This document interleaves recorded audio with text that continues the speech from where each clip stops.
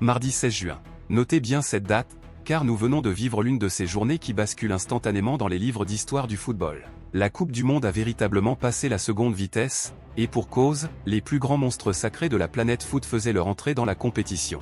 Kylian Mbappé, Erling Haaland, Lionel Messi. 3 géants, 3 destins, et une immense question, allait-il assumer la pression populaire? La réponse est oui.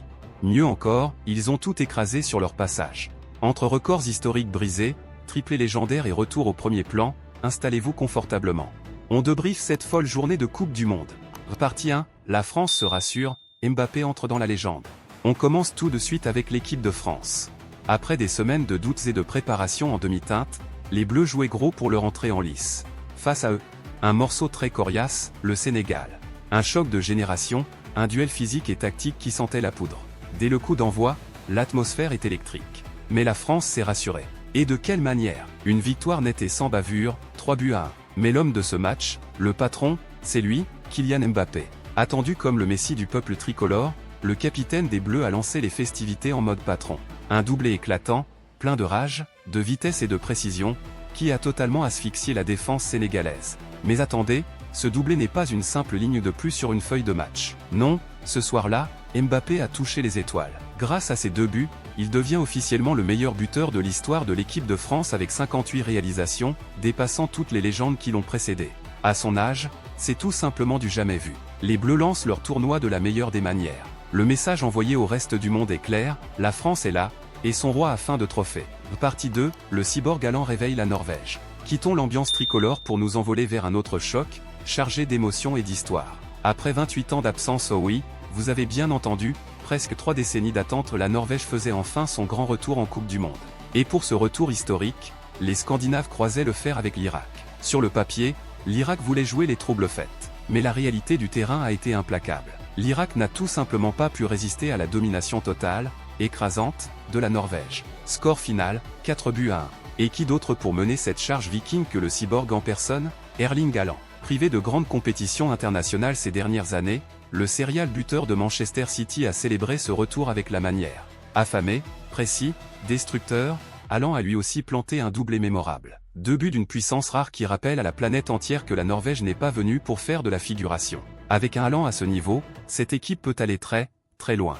Partie 3, l'historique record de Sa Majesté Lionel Messi. Mais le véritable chef-d'œuvre de cette journée de mardi restera sans doute argentin. Les tenants du titre remettaient leur couronne en jeu face à une équipe d'Algérie déterminée et prête à créer l'exploit. C'était sans compter sur le maître du jeu, l'homme qui défie le temps, Lionel Messi. Face au Fennec, l'Albi-Céleste n'a pas tremblé, victoire nette 3-0. Et ce match restera gravé à jamais dans l'histoire du football mondial. Pourquoi? Parce que le maestro a décidé de livrer un récital absolu. Un but? Non.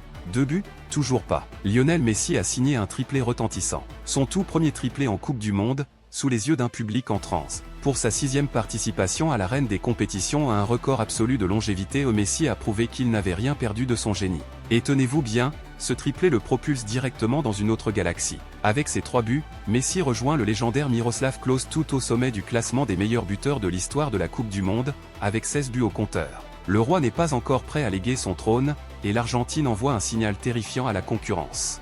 Partie 4, le match des émotions, Autriche vs Jordanie. Enfin, pour conclure cette journée magique, le dernier match nous offrait une magnifique bouffée d'émotions et d'histoire. D'un côté, l'Autriche, qui célébrait son grand retour en Coupe du Monde pour la première fois depuis 1998. De l'autre, la Jordanie, grande débutante dans la compétition, venue pour apprendre mais surtout pour honorer son drapeau. Ce fut un match âpre, disputé, une bataille de tous les instants. Mais l'expérience a parlé. L'Autriche a arraché une victoire acharnée, faisant vibrer tout un peuple qui attendait cela depuis près de 30 ans.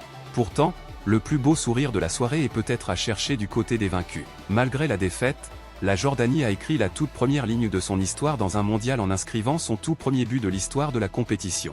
Une célébration pleine de larmes et de fierté, qui rappelle la beauté brute de ce sport. En résumé, le mondial est lancé. Des doublés légendaires pour Mbappé et Haaland, un triplé historique et un record du monde égalé pour Messi, des larmes de joie pour l'Autriche et la Jordanie. Cette journée du mardi 16 juin aura tenu toutes ses promesses, et bien plus encore. Les stars ont répondu présent. Les compteurs sont ouverts. Et le moins que l'on puisse dire, c'est que ce mondial s'annonce totalement imprévisible et légendaire. Et vous, quel a été votre moment fort de la journée? Le record de Mbappé ou le triplé de Messi? Dites-le moi dans les commentaires. N'oubliez pas de vous abonner et de liker pour ne rien rater des prochains résumés. On se retrouve très vite pour la suite de l'histoire. Ciao!